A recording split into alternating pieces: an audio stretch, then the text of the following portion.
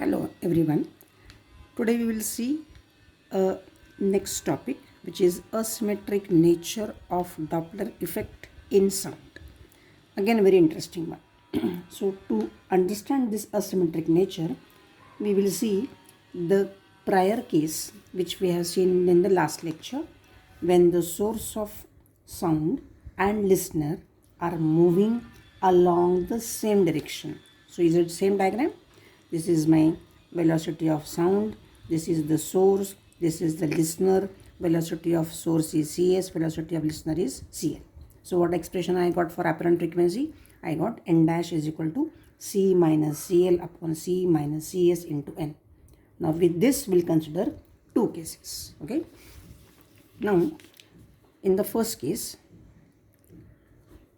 when the source is moving towards stationary listener with velocity u. They are given a velocity now. So what diagram I will draw for this case? This is my C. Now what I said, source is moving. So I definitely should draw the source and mention, instead of Cs, write u. Cs is u. And listener is where? Listener is here. Is he moving? No, he is stationary. So I will say this is L and Cl is 0 because the listener is stationary in the first case. Source is moving towards stationary listener. That is the case we are considering. Okay, stationary listener with velocity u. That's what is the case we are considering. So now, what is the expression we have to consider? Equation number 3, obviously. Okay, so we can see n dash is equal to, n dash is the apparent frequency, is equal to C. Now is Cm there? No. Is Cl there? No. So C divided by C. Cm is not there and Cs is U. So I'll say C minus U into N. This is my expression for this case. Okay. This I'll say. Here I did not write the expression later, but this is, I'll say, equation number 1. Now case number 2, again similar one. Okay, case number 2 is what? Listener is moving towards the stationary source with velocity u. Again I'll draw the diagram first. This is C, here is source, here is listener. Okay, now what I said, the listener is moving towards the stationary source. So this is S, this is L, Cs is 0. Okay, and listener is moving towards, so direction I changed, and this is my U. So Cl is U. Fine, I'll write this U here itself. Okay, so now write the expression first. So what we'll have to write? That the value of Cl is minus U because direction I changed.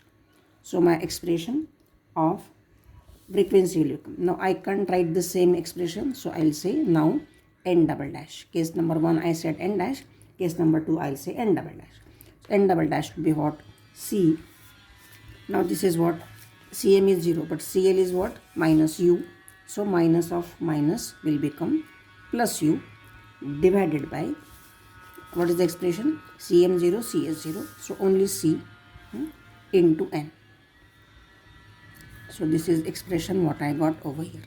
N double dash is equal to C plus U by C into N. So in both the cases, what is happening? The relative velocity between the source and the listener is U. Here also I use the word U. Here also I use the word U. Okay. Now what we'll say? From equation number this 1 and 2, what we can write? We can write n dash minus n double dash is equal to, what is the value of n? N dash, equation number 1, it is C divided by C minus U into N minus C plus U upon C into N.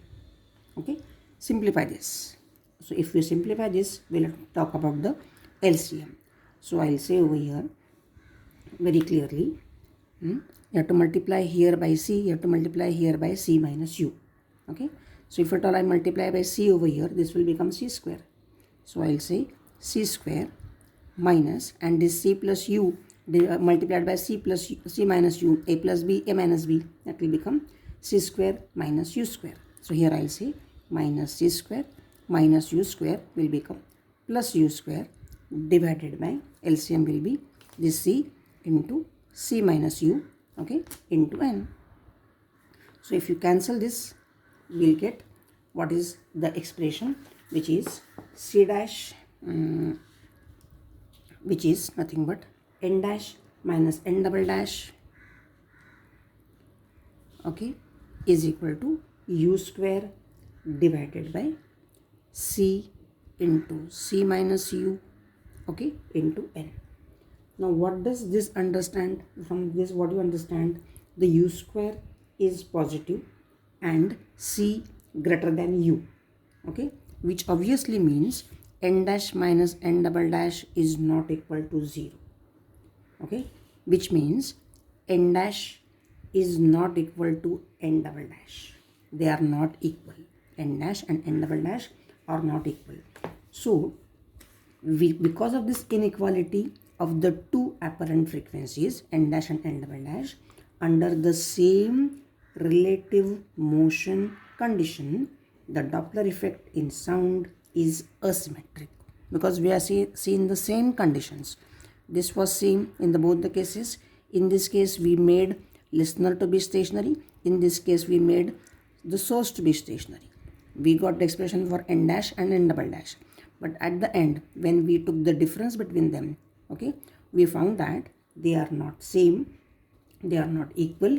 So this inequality of the two apparent frequencies n dash and n double dash under the same relative motion condition, the Doppler effect in sound is asymmetric. That's the reason we studied asymmetric nature of Doppler effect in sound.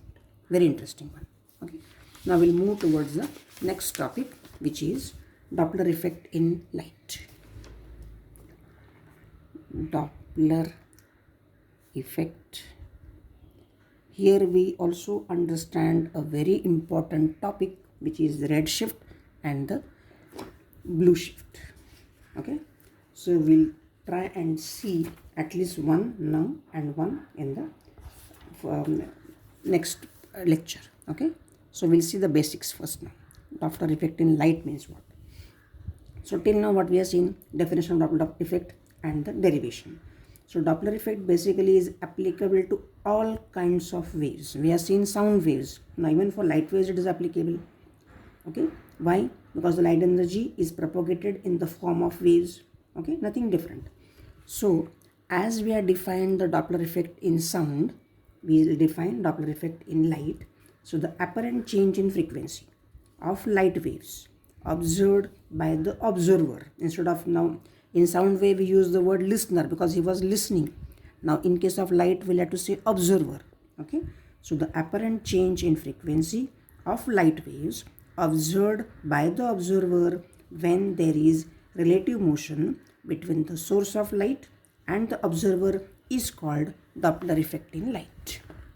So suppose here is my source, okay,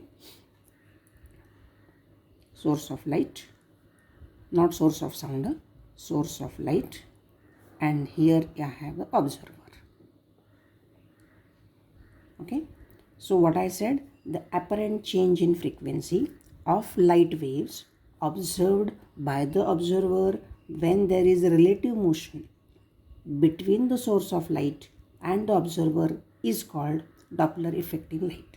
Okay, now in case of sound waves, what we studied, that when source and listener are moving along the same direction, okay, what we defined for my n dash expression, we have defined that n dash is equal to c minus, again I'll take that expression, yeah, here what I said, c minus cl upon c minus cs into n. When we did this, when the source and listener are moving along the same direction, this one, the first case. Okay, Now we'll try and use the same analogy, same logic for the light waves also. So what will I say?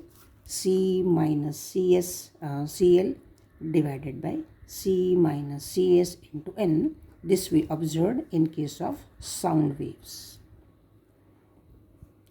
And what we said that when the source and listener are moving along the same direction. So diagram was this. See, this is source, this is listener, this is moving, this is direction. This is CS, this is CL. Okay, we got this expression. Now we are trying to use the same logic over here. Okay, now suppose I say in case of the light, suppose this is C. This is source of light moving with velocity CS. This is observer moving with speed CO. Fine. So the apparent frequency of light observed by the observer is given by N dash is equal to C minus CO, because in this case there is no listener, this is observer. So C minus CO upon C minus CS into N. Correct? So same logic I used over here. So what happened in case of light? That the velocity of light is very large as compared to the velocity of the observer. Okay, so when the light is emitted by the source, velocity of light is given by what expression? C is equal to N lambda, where lambda is your basically wavelength of light. So now we'll see the two important cases. So out of which I'll first finish the first one. So case number 1. Case number 1 is what? Source of light. Source of light moving away from the stationary observer. Stationary observer. Very interesting case. So obviously diagram first. So this is my C, this is source of light, and this was my observer. So first thing I mentioned very clearly, sorry, I had to give O. So O is CO is 0. Why? Stationary observer. Fine. Okay, where is source is moving? Away from. So direction is this. Okay. So this is my CS. Okay. Now what to do? When the consider, we'll say example now, when a distant star as a source of light, okay, and the observer situated on the earth, and we are expecting that the star is moving away from the stationary or observer with a constant speed CS. Okay, now what we'll use in the formula? We'll use N dash is equal to CO is 0, the expression. Okay, so I'll use this to be expression number 1. So I'll say N dash is equal to C, because CO is 0 divided by C, and this is minus of minus CS because that arrow is over here. So I'll say C plus CS into N. This is my expression number 2.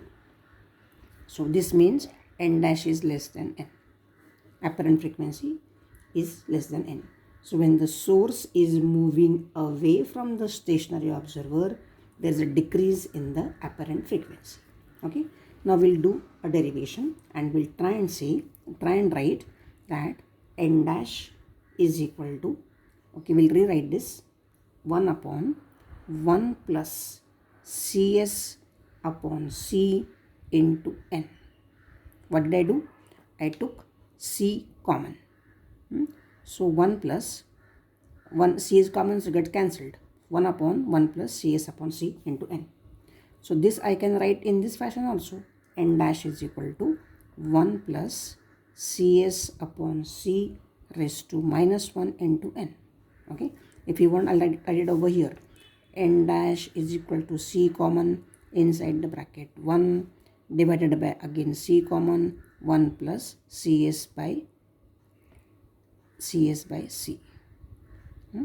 C gets cancelled. Then I reached over here. Okay. So when N dash is this expression, what we get? Okay, we can use binomial expression and simplify this further. So suppose we say Cs is far less than C. What is Cs? Is the velocity of the source of light. Suppose I given the example that the star is moving away. So Cs is less than C. So what will I write? Binomial expression n dash is equal to 1 minus, because this is raised to minus 1, 1 minus Cs upon C into n. This is small, so I don't have to go to the second term, third term and so on. Okay. So what does this give? N dash is equal to 1 into n is n minus Cs upon C into n. Fine. So take n on this LHS. So we'll say n dash minus n is equal to minus Cs upon C into n. Fine. So the change here, n dash minus n is what? Change in frequency. Okay. We will represent by dn. Okay. So dn is what? Minus Cs upon C into n. Fine. So if I take n also over here, what will I get? I'll get dn upon n is equal to minus Cs upon C. Okay. But we know very well, we are defined in the expression C is equal to n lambda. So as C is equal to n lambda, if we differentiate this, what will I get? I'll get dc is equal to lambda dn plus n d lambda. Okay, first derivative, first function derivative of second, second function derivative of first. Okay, but C is constant, so dc will be 0. If C is constant, dc is 0, so we can write 0 is equal to lambda dn plus n d lambda. So if we what expression we had? Dn upon n. So we can write over here, therefore dn upon n is equal to minus dn upon n. Here also we have dn upon n. So dn upon n will be minus d lambda by lambda. This is 0. So lambda dn is minus n d lambda. Okay, take n over here, take lambda over here. We get this expression. Already we are ready with this expression. So if we compare these two, okay, what we get finally? dn upon n is Cs upon C with a minus sign. So we can say therefore very clearly that d lambda by lambda is equal to Cs upon C, because both minus sign will get cancelled. And this implies lambda d lambda is equal to Cs upon C into lambda.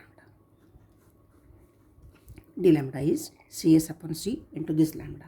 So here what we said, the value of Cs, C and lambda are positive, therefore d lambda will be greater than 0. Correct? So in this case, the change in wavelength, d lambda is what? Basically the change in wavelength is positive, that is the apparent wavelength of light increases when the source, this was my source moves away from the stationary observer on Earth. So the spectral lines of star are shifted towards red end of the spectrum, therefore this is called as the red shift. Okay, very interesting word, called as the red shift. So imagine an observer standing or sitting on his terrace, okay, and trying to look at the distant object, and that object is not stationary, it is moving, going away from the observer. In this case, the change in wavelength is positive. Okay, the apparent wavelength of, that is d lambda, apparent wavelength of light increases when the source of light moves away from the stationary observer on Earth. So the spectral lines of star are shifted towards red end of the spectrum. Spectrum, you must have seen it, red to violet. Okay, towards the red end of the spectrum. That's the reason this is called as the red shift. Okay, very interesting one, but this will be called as the red shift.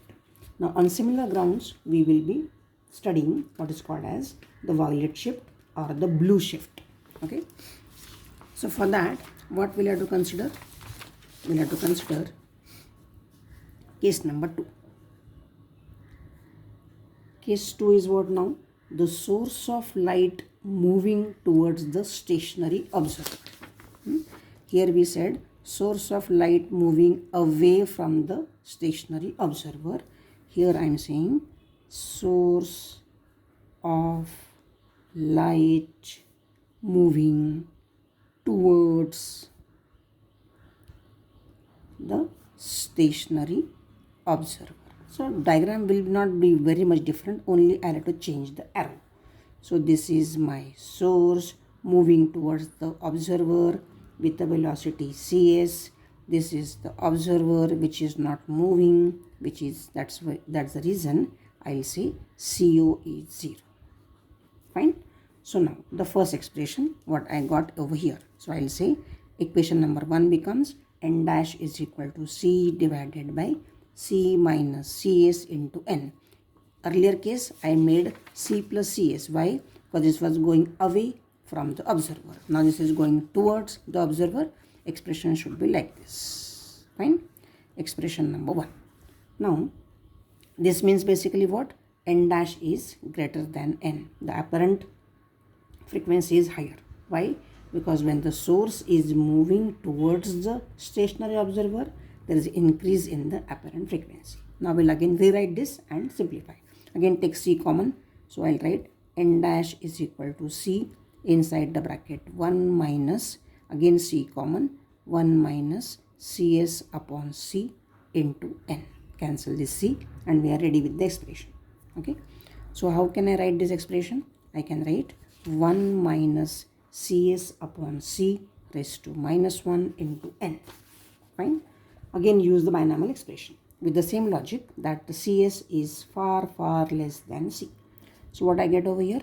N dash is equal to 1 plus, because this is minus, 1 plus cs upon c into n. Fine. So n dash will be multiplied by n. So n dash will be n plus cs upon c into n. Okay. Take this n on LHS. We'll get n dash minus n is equal to cs upon c into n. Now what I said earlier, n dash minus n is what? dn. So basically I'll write dn. Okay. Change in frequency will be given by dn is cs upon c into n. So take this n below. So we'll write dn upon n is cs upon c. Everything is going same, only with the minus sign difference. Okay. So already I know c is equal to n lambda. So same way try and do the differentiation. So we get dc is equal to lambda dn plus n d lambda. But as usual c is constant, so dc is 0. So lambda dn is equal to minus n d lambda. Fine. So therefore dn upon n, take this n below, is equal to d lambda by lambda with a minus sign. Fine. In this case dn upon n was cs by c. In earlier case it was minus, so both were becoming, sign problem was not there. So here what will I say? Here I will say d lambda by lambda. If at all I compare these two expression number 2 and expression number 3, from 2 and 3 I can write d lambda by lambda is equal to minus cs upon c, or d lambda is equal to minus cs upon c into lambda. Fine. So in this expression, what I can see that cs, c and lambda are positive, but d lambda is less than 0 or negative. Means what? The change in wavelength is negative, that is the apparent wavelength of light decreases when the source moves towards the stationary observer on the earth. So what's going to happen? The spectral lines of star are shifted towards the violet end of the spectrum. That is the reason this is called as a blue shift or the violet shift. Very, very interesting cases. Okay, when the source is moving towards the stationary observer on the earth, okay, in that case, what is going to happen? The wavelength, the change in wavelength or apparent wavelength is going to decrease, okay, and the spectral lines of star are shifted towards the violet end of the spectrum. This is called as the blue shift and the violet shift. Okay, very interesting, and we'll take a break over here. Thank you very much. Go through it. Any difficulty, feel free to ask.